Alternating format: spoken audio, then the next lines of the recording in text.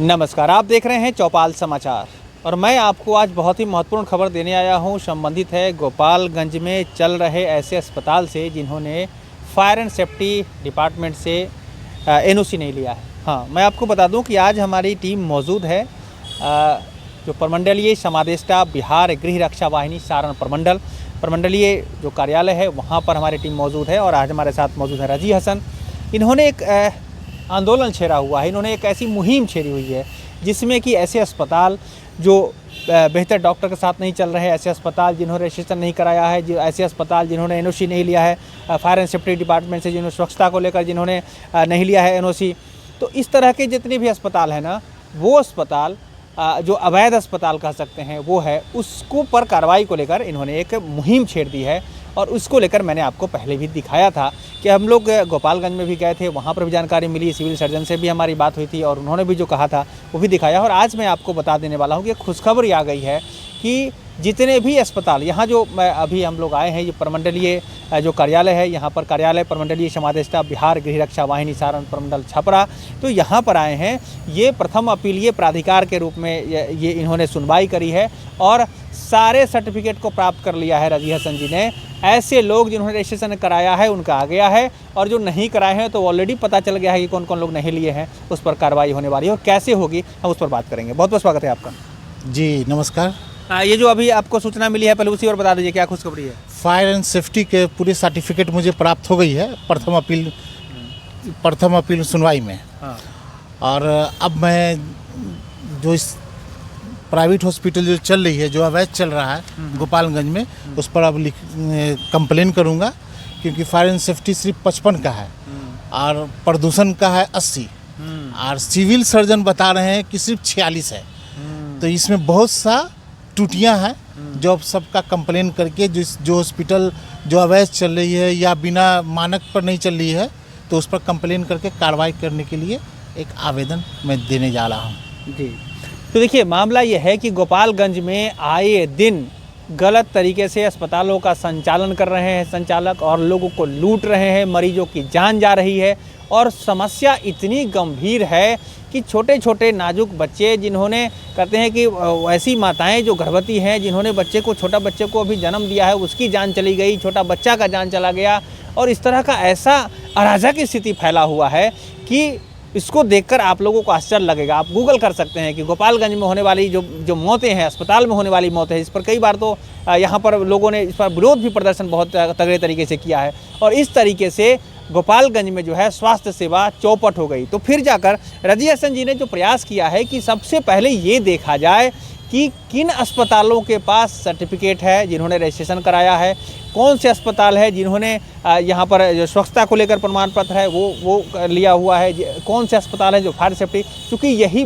Basic जानकारी होती है जहाँ से परखा जाता है कि अस्पताल कितना बेहतर है। और इसको लेकर ये जो मैं आपको बताने वाला हूँ कि अब यहाँ से खेला शुरू होगा। हाँ, मैं कहना चाहता हूँ ये समाज के तमाम लोगों से, जो आप अगर जागरूक है ना, तो पता रखिए कि हमारे यहाँ जो अस्पताल जहाँ पर आप इलाज कराने जा रहे हैं, आप अपने बच्चों का इलाज कराने जा रहे हैं, अपने परिवार के लोगों को जहाँ भर्ती कराने जा रहे हैं, क्या उसके पास सर्टिफिकेट है कि नहीं, रजिस्ट्रेशन है कि नहीं। अच्छा रजिस्ट्रेशन, ये बताइए कि जिस तरह का माहौल है, आप क्या कहना चाहिएगा, लोग कैसे अस्पताल में चले जाते हैं जहाँ पर सर्टिफिकेट नहीं है, जहाँ पर ये नहीं है। लोगों को भी उतना पता है नहीं क्योंकि उस अस्पताल का देख रेख करना सिविल सर्जन का काम है। सिविल सर्जन जिन्होंने सर्टिफिकेट दे रहे हैं, सबसे बड़ा उनका काम है। जब उनके दायित्व से दूर होता है तब जिलाधिकारी का काम है, लेकिन सिविल सर्जन गोपालगंज के वो अपने दायित्व कर्तव्य से कोसों दूर हैं क्योंकि वो सिर्फ सर्टिफिकेट भी दे रहे हैं तो वो नहीं पूरा सर्टिफिकेट देख रहे हैं कि क्या क्या चीज़ का मानक पर है। वो सिर्फ पैसे कमा रहे हैं और मौत बांट रहे हैं। तो अब आगे की क्या रणनीति होगी आपकी? रणनीति यही होगी कि एक न्यायालय में भी जनहित डालेंगे और एक एफआईआर भी करेंगे क्योंकि इन्होंने जो सर्टिफिकेट दिया है वो सार्वजनिक करना ही नहीं चाहते हैं क्योंकि सबसे बड़ा काम है कि जो सिविल सर्जन दे रहे हैं सर्टिफिकेट वो उसको सार्वजनिक करना है, वो अपने पोर्टल पर रखना है। धारा 4 के तहत वो अपने वेबसाइट पर रखना है कि भाई कौन डॉक्टर है, उसके अंदर किसके थ्रू सर्टिफिकेट मिला है, ये सब उनका देखना काम है, कोई जिलाधिकारी का नहीं या फायर एंड सेफ्टी का भी नहीं। सभी सर्टिफिकेट कलेक्ट करके तब सिविल सर्जन के पास जाया जाता है, तभी वो सर्टिफिकेट देते हैं। लेकिन वो खुद ही नहीं बताने में तैयार है कि हम सर्टिफिकेट किसको किसको दिया। जो अवैध चल रहा है उनके संरक्षण में चल रहा है। अब कार्रवाई जिला अधिकारी को करना है, जहाँ तक स्वास्थ्य विभाग को करना है, क्योंकि उस पर तो कार्रवाई होगी। तो यही मामला है। मैं अगले देखिए, मैं आपको बता देना चाहता हूँ, ये सारे जो डॉक्यूमेंट है ना, बहुत सारे पन्ने में यहाँ पर आ गया है। और ये यहाँ पर मैं धन्यवाद देना चाहूँगा पुनः यहाँ जो प्रथम अपीलीय प्राधिकार हैं उनको, उन्होंने अपने स्तर पर ये प्रयास करते हुए और इन्हें सूचना दिलवा दी है।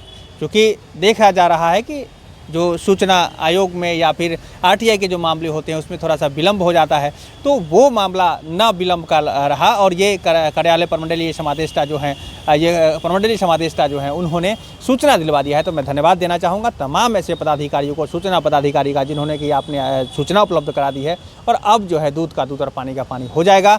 और तमाम दर्शकों के माध्यम से हम अपील करना चाहेंगे, ऐसे अधिकारी पदाधिकारी जनप्रतिनिधि जो हमारे दर्शक हैं ना, अब आप बेहतर स्वास्थ्य सेवा को उपलब्ध कराने के लिए या तो सरकार के द्वारा संचालित अस्पताल हो या प्राइवेट अस्पताल हो, इन सारे अस्पतालों को विधि सम्मत प्रक्रिया से रजिस्ट्रेशन करने की प्रक्रिया जो है उसको पूरी करवाइए। अगर किसी ने नहीं कराया है तो वहाँ पर मरीज को भी ना भेजिए और उस पर कार्रवाई के लिए भी आप लोग प्रयास करिए। ये हम आपसे अपील करना चाहेंगे। और ये वीडियो में हम आपको यही कहना चाहेंगे कि आप अपना कमेंट भी दीजिए कि और क्या करना चाहिए, क्योंकि बहुत विकराल स्थिति है। स्वास्थ्य सेवाएं बेहतर जब तक नहीं होगी, जब तक जीवन रक्षा की व्यवस्था अगर बेहतर नहीं होगी, तब तक हमारा जो है विकसित देश और विकासशील की बात जो हम लोग करने के प्रयास कर रहे हैं कभी नहीं हो सकेगा और बिहार का विकास भी नहीं हो सकेगा। इसीलिए हम आपसे कहते हैं कि अपने अपने स्तर पर हमें कमेंट करिए कि क्या करना चाहिए। आप क्या कहना चाहेंगे इसके मामले में? हम तो यही कहना चाहेंगे कि जिस भी हॉस्पिटल में आप जाएं तो सबसे पहले उस हॉस्पिटल का सर्टिफिकेट देखें कि वो डॉक्टर है कि नहीं, कि सिर्फ सर्टिफिकेट नकली पाके और इलाज कर रहे हैं। क्योंकि जो नकली डॉक्टर और नकली हॉस्पिटल, उसमें सिर्फ लूट ही मचा हुआ है, क्योंकि इलाज नहीं मिल रहा, मौत मिल रहा है, जान भी जा रही है। जी, मौत मिल रहा है। जी चलिए, बहुत बहुत धन्यवाद आपका जैसे आप अपनी बात रखने के लिए। जी धन्यवाद आपका। और सभी दर्शकों को भी एक राय देना चाहेंगे कि आप अपने अपने क्षेत्र में हॉस्पिटल को देखें।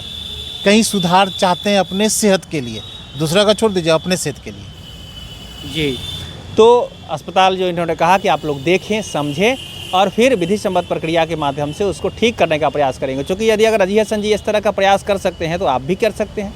आप भी करिए और अपने अपने स्तर से सहयोग करते हुए कमेंट करिए कम से कम कि ये वीडियो कैसा लगा और आगे और कैसी जानकारी आप तक चाहिए। दूसरी बात, ये जो सर्टिफिकेट मिला है ना, हम लोग अपने अपने स्तर से ये भी प्रयास करेंगे जानने का कि ये जो सर्टिफिकेट है ये क्या वास्तविक है या यूं ही कागजी खाना पूरी है। इसको लेकर हम आप सब मिलकर बेहतर तरीके से इस पर जांच करने का भी प्रयास करेंगे। चौपाल समाचार की पूरी टीम आपके साथ है समाज को बेहतर बनाने के लिए। फिर से कहेंगे आप सभी का बहुत बहुत धन्यवाद। ऐसे ही बने रहिए और आज तक चौपाल समाचार से नहीं जुड़े हैं तो चैनल को सब्सक्राइब कर लीजिए, हमारे फेसबुक पेज को भी लाइक कर लीजिए, इंस्टाग्राम को फॉलो कर लीजिए। हम सब मिलकर एक बेहतर समाज बनाने का प्रयास कर रहे हैं। अपना सहयोग कमेंट के रूप में दीजिए। बहुत बहुत धन्यवाद। मैं हूं अभिषेक आनंद, पुनः आपका एक बार बहुत बहुत धन्यवाद।